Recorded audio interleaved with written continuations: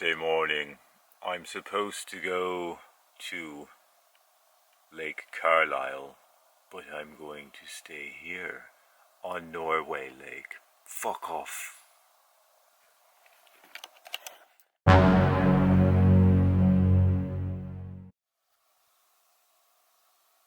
This is sunrise on Wednesday morning. Like I said, I haven't seen any other people coming on Norway Lake, so rather than pack up all my shit and reset it up on Carlisle, I'm just gonna stay on Norway another night. If I'd seen people coming and going, then of course I would move so that, you know, I'm not stealing a spot, but I haven't seen anybody, so fuck it. Why take all my shit down, portage a shit ton of the way, and then have to reset it up?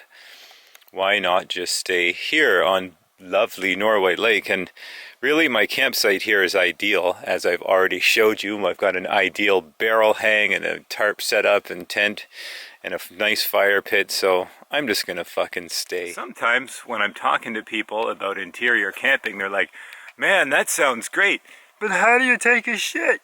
Well, you know what? When you're in a place like Algonquin or Killarney, like here, most of these spots have a shit box on which to shit. Of course, that box is scary.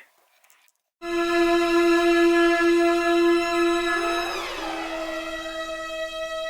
site doesn't actually have a thunderbox, which is kind of strange. There's a sign for a thunderbox, but no thunderbox. So what do? Well, big fucking surprise, you dig a hole in the ground. You bring your little fucking garden shovel like that. Don't bring a plastic one because they fucking break. And then when you gotta take a dump in the morning, you can't dig your fucking hole. So they call this a cat hole. I don't know why. Because my cat, when he takes a shit, Tony, he fucking kicks the litter all over the place. It's not a neat little hole like this. Kicks the shit everywhere, takes a dump, and then he saunters out, all satisfied, and then he's like, Davies, that was awesome. And he's pretty cute, so we let him get away with that. And then he's like, yeah, Papa needs to take a nap for a little while. And then the fucker sleeps all day long. So, we're not going to show you the actual process of taking a shit. That's more for like Stuttgart on a Thursday night, not Killarney on a Wednesday.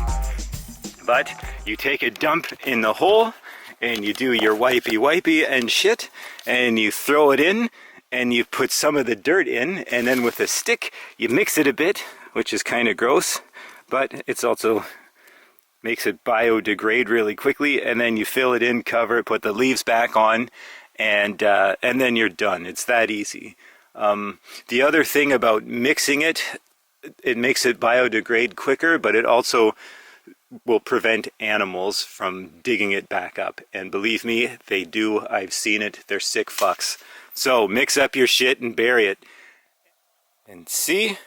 It's like there was no one even there. Which is exactly how you want to leave it, just like you fucking found it. Don't be a dick. You know, at Algonquin's a little bit more populated than Killarney. I actually stepped in human shit once. Let me tell you, that takes the edge off your day. Gives you a weaker opinion of humanity. So, yeah, leave it like you found it, and you put a stick where you were. And camp wankers know, don't shit here, because someone already did. We don't want to shit on shit. And we'll find another place. You know, this fine poop zone has been taken. Now we will find another one. So that's all we have to say for now about pooping in the woods.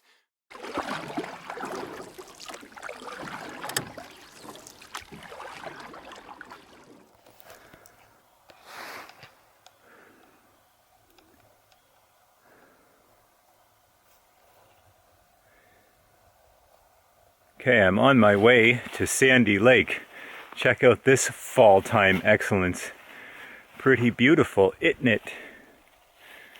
We came on this portage back in 2015 with our friends Ida and Paul, and it was piss pouring rain. So it's nice to see it in the fall and on a nice sunny day. Oh, there's a birch tree. I'm gonna grab some of that for fire starter. I thought this was a straight shot portage to Sandy Lake, but it isn't. This was not flooded before. You used to be able to just walk across it. But I guess with all the rain we've been having, it could also be too that along with the rain is maybe the beavers dammed it up. But I'll find a picture of this from when we were here with Ida and Paul and put it up so you can see the difference. But you used to be able to just keep walking that way, that way. Oh well, but it looks like it's a full-on portage now. So, there it is. I guess we won't make it all the way to Sandy Lake, but that's okay. The walk up here was great. And look at this, we can see the mountains here. Beautiful. What a great day it turned out to be. See, this is what it looked like, 6 years ago. You could just walk across, and here I am, just walking across. You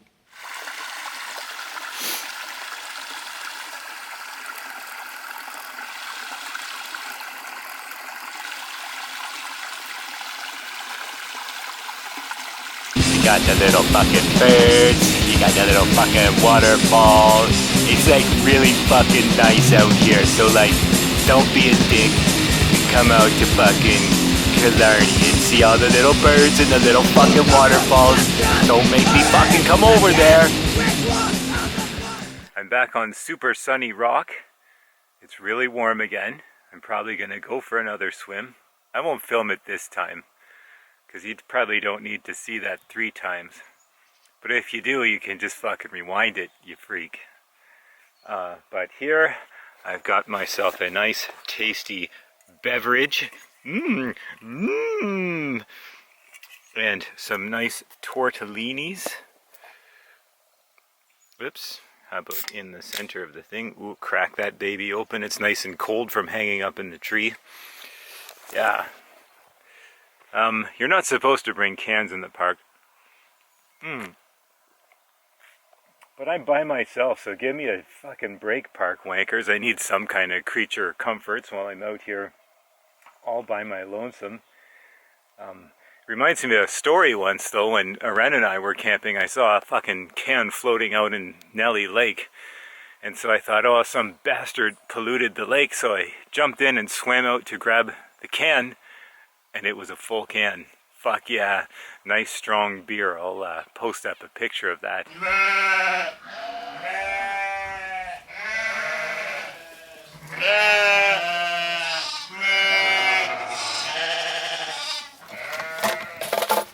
Take your bloody garbage out with ya. People are pretty good at Killarney for doing that. I wish I could say the same about Algonquin. The place is kind of a pigsty. There's little bits of toilet paper everywhere. There's garbage, freaking water bottles, freaking cans. Fuck, I told you I stepped on some human shit there. There's a pile of toilet paper and shit just in the middle of a fucking path. Oh god. But Killarney is very clean. I've never encountered any garbage. The only thing I ever saw was that full beer that was floating in a lake. So if there's gonna be a can, it might as well be full and unopened. Otherwise, this is a nice, clean park. Good work, Killarney visitors. Because I decided to stay on Norway again, I had to collect some more firewood for tonight and get her all chopped up. Well, not chopped up. I sawed it up. And I'll show you what I use. I use this. It's a Doku Japanese saw. I learned about this one when I was in art school. The technician at the wood shop at NASCAD was building a boat, and he was cutting all the rough ends off of boards and things with this saw instead of some power tool or something. And it really just chops through wood, but it's really light. And you can't chop through really thick stuff, but if you're just interior camping and having fire for the night, you can find dead stuff. I usually find this stuff on the rocks that's dried out, that beavers have cut down or it's just fallen and been sun-baked. along the sides of the water. Like you can probably see some of that shit over there on the sides of the water. Yeah, the only downside is that the blade is pretty flimsy. You can see this one's a bit bent. But I'd say a blade lasts you about 3 2-week camp trips, maybe 4. And it really cuts through wood like butter. Like even hardwood, it'll just freaking saw right through that shit. I got this one at Lee Valley. I think the saw was $45 and the replacement blades are $30 or something like that. Anyway, that is my spiel on saws and wood. I did have a hatchet, but the hatchet sucked. It's too short. It's good for like splitting logs, but if you need to make logs, you need something to cut through stuff. This won't cut through it's got this like reinforcement steel along the top, so it won't cut through very thick logs, but I got through logs that are about the size of, like twice the size of my wrist. Which again, if you're interior camping, that's all you need. You don't need these big massive logs, or when you split logs, the split pieces end up being about that size anyway. So. This is on top of the hill, just behind my campsite. All of the fall colors, a lot of the leaves have already fallen. The trees are kind of bare, but it's still quite beautiful up here. This is just behind my campsite. My campsite is down there, that way. Beaut. I was just hiking behind my campsite and I found this little stream, which is quite beautiful, as you can see. It's just an awesome fall day. It's like, it's warm. It's got to be about 18 or 19 degrees.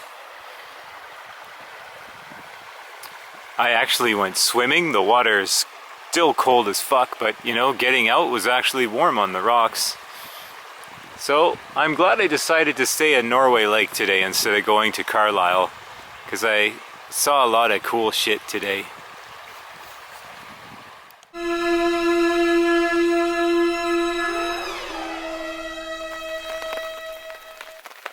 Okay, it's bloody raining out, and I'm supposed to be leaving. You know, it's funny because the last time I did an interior trip like this, it fucking pissed rain on me when I tried to leave that time too. Maybe the woods are just crying. They're like, Davies, even though you're the most ignorant bastard I know, I'm still sad to see you go. And to be honest, a lot of the time, I say half the time when Ren and I go on our 2-week trips, fucking rains on us when we're leaving then. So, I don't know, I'm gonna wait this shit out and then I'm probably just gonna pack my shit up wet. And then fucking head.